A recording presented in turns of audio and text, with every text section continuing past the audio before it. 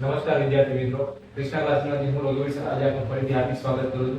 આજે આપણે જોવાના છે ધોરણ 10 ની અંદર ચેપ્ટર નંબર 1 વાસ્તવિક સંખ્યાઓ. વાસ્તવિક સંખ્યાઓ એટલે શું મિત્રો? આપણે ધોરણ 7, 8 અને 9 ની અંદર ભણી ગયા છીએ કે સંખ્યાઓમાં સૌથી પહેલા આવે છે n એટલે કે પ્રાકૃતિક સંખ્યા,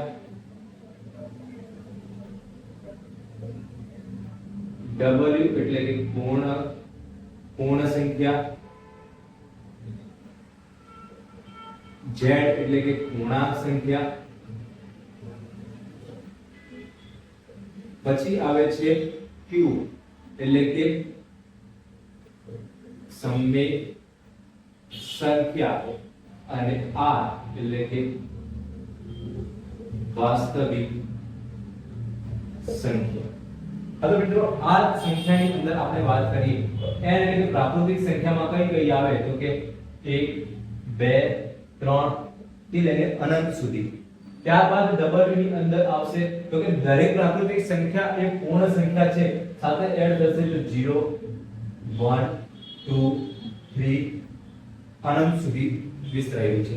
ત્યારબાદ પૂર્ણાંક સંખ્યાની અંદર આવશે તો કે અનંત, પછી નેગેટિવ માં આવશે -3 -2 -1 0, ત્યારબાદ 1 2 3 આમ કરીને અનંત સુધીની સંખ્યા વિસ્તરેલી છે. ત્યારબાદ આવે છે સમય સંખ્યા. સમય સંખ્યાની અંદર શું છે મિત્રો? એની અંદર આવે છે p/q ફોર્મ એટલે કે p/q સ્વરૂપ, જ્યાં q એટલે કે જે છેદ છે એ 0 ન હોવું જોઈએ ત્યારે જ એ સંખ્યા સમય સંખ્યા બને છે. ઠીક છે? અને p અને q બંને જે છે એ z એટલે કે પૂર્ણાંક સંખ્યામાંથી હોય છે કે પૂર્ણાંક સંખ્યાઓમાંથી p અને q ની વેલ્યુ લેવામાં આવે છે. ઠીક છે? ત્યારબાદ આવે છે વાસ્તવિક સંખ્યા. તો જ્યાં n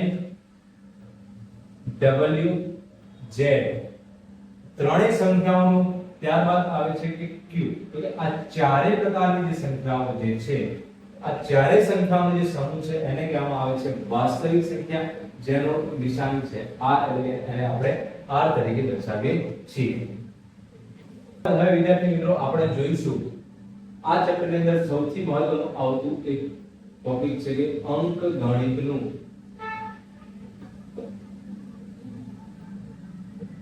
મૂળભૂત પ્રમેય. અંકગણિતનું મૂળભૂત પ્રમેય એટલે કે પ્રમેય 1.1. હવે આ પ્રમેયની અંદર વિદ્યાર્થી મિત્રો આપણે શું છે કે દરેક અવિભાજ્ય સંખ્યાઓના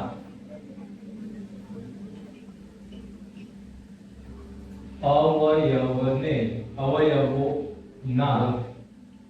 ક્રમને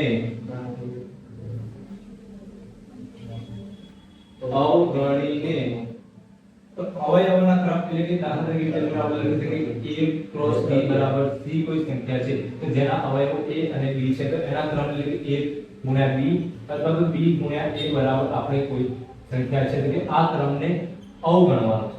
જે આપણે આ ક્રમ લખ્યો એને આપણે અવગણવાનો છે અને વિભાજ્ય સંખ્યા અવગણીને વિભાજ્ય સંખ્યાના ગુણાકાર સ્વરૂપે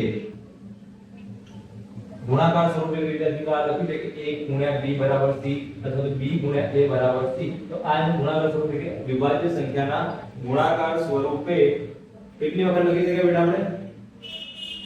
અનન્ય રીતે લખી શકાય છે. હવે વિદ્યાર્થી અનન્ય એટલે શું?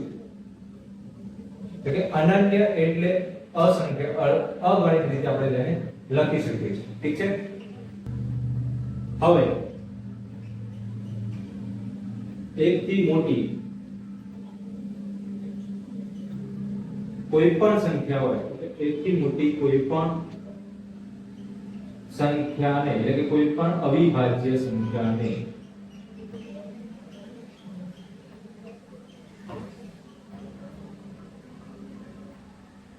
ગુણાકારના સ્વરૂપમાં